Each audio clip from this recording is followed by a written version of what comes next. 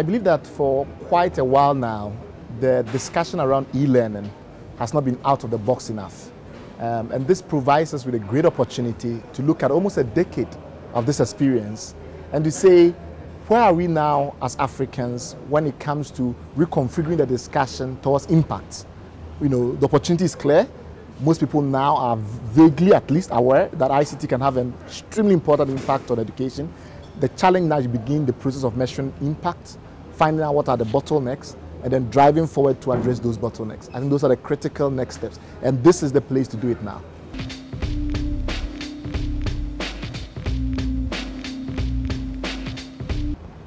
There are many areas where ICT is and is going to be even more critical in reforming the educational sector in Africa and ensuring that it delivers results. One is the area of cost rationalization. The ability of using ICTs to reduce the cost burden on policymakers, on governments, on even private education entrepreneurs is massive. Consider the fact that a single e-reader, a single tablet today can carry almost all the material found in some of the most prestigious libraries in the world. That's dramatic in terms of the potential scope for cost reduction. The second is broaden access, ensuring that regardless of where you are in any particular country in Africa, you have access to some of the best educational content in the world. That is going to be extremely important also. Third is the ability to track outcomes in a more consistent way across different regions in the same country and across different countries in Africa.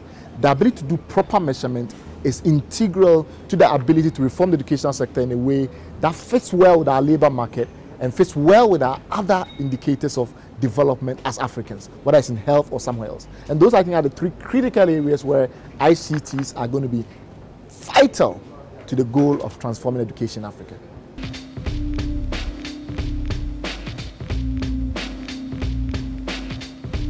The first time that it became apparent to me that while educational content like textbooks are of course important in the goal of improving education in Africa or elsewhere, it is not the only story. The issues of nutrition, the issues of sanitation, teacher absenteeism, issues to do with bullying, improving the outcomes of education that we experience in Africa. It is not the only story. It was when it became apparent to me that beyond the issue of content, appropriate curriculum, the availability of textbooks, it's also all the environmental factors which makes education holistic. Nutrition, sanitation, teacher absenteeism, bullying on the playground. These are all critical factors where ICTs could be deployed to improve upon the education experience, but apparently it's not being done. So if you look, for instance, the issue of teacher absenteeism, I was shocked when I looked at some World Bank data that suggested that in some schools in Africa, up to 80% of the school term is lost to classroom teaching because teachers don't show up in some schools. Now, how do you use ICTs to enable the shaming and naming, the penalization in some sense, or the deterrence of some teachers from this conduct? But at the same time, how do you use ICTs to incentivize teachers to be in the classroom? The issue of school feeding programs that are rolling out across Africa, because we've come to understand that a child that has receives a nutritious meal is much likely to do better in the classroom than a child that does not. But then how do you use ICTs to improve upon the governance of these programs? Because alongside the success stories that we've measured in terms of expansion of these schemes is also the governance problems around corruption and the waste of resources in providing these school meals. Can you use e-coupons, for instance, to improve upon transparency and accountability in this area? That would be a tremendous improvement on the current situation and help to improve upon the nutritional content of school meals, for instance, over time.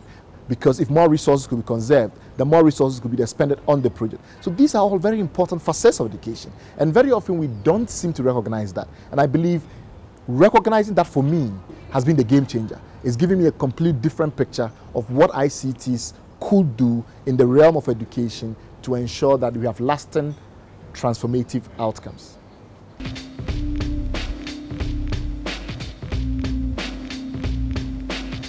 One would be, or if you ask me one question, I think the biggest transformation of the African educational landscape in the next decade will come from a marrying between improved governance of the school system, So knowing where the resources are going, making sure that teachers are coming to class, making sure that educational infrastructure that is being sponsored by the state are being built with the right level of voted resources as opposed to money going in some other people's pockets. So that governance issue, once we marry it with the accessibility, affordability, universability debate, which has been going on for so long, once we marry the two, using the capacity of ICTs to bring transparency, to bring measurement, to bring data integrity into the debate, then we're much closer to achieving, but far surpassing, in my view, not even achieving, far surpassing the Millennium Development Goals in education, because some of the resources that are coming from Africa's own natural resources now, as we improve governance, is going to go into education. We don't want a situation where you have deflected problems. So you take out governance issues in the extractive sector, and then you bring it in the social sector. So you have increased corruption in the educational sector. If we use ICTs and other mechanisms like that to improve transparency and governance in these sectors, my view is that we're going to see outcomes that far, far surpasses our wildest imagination.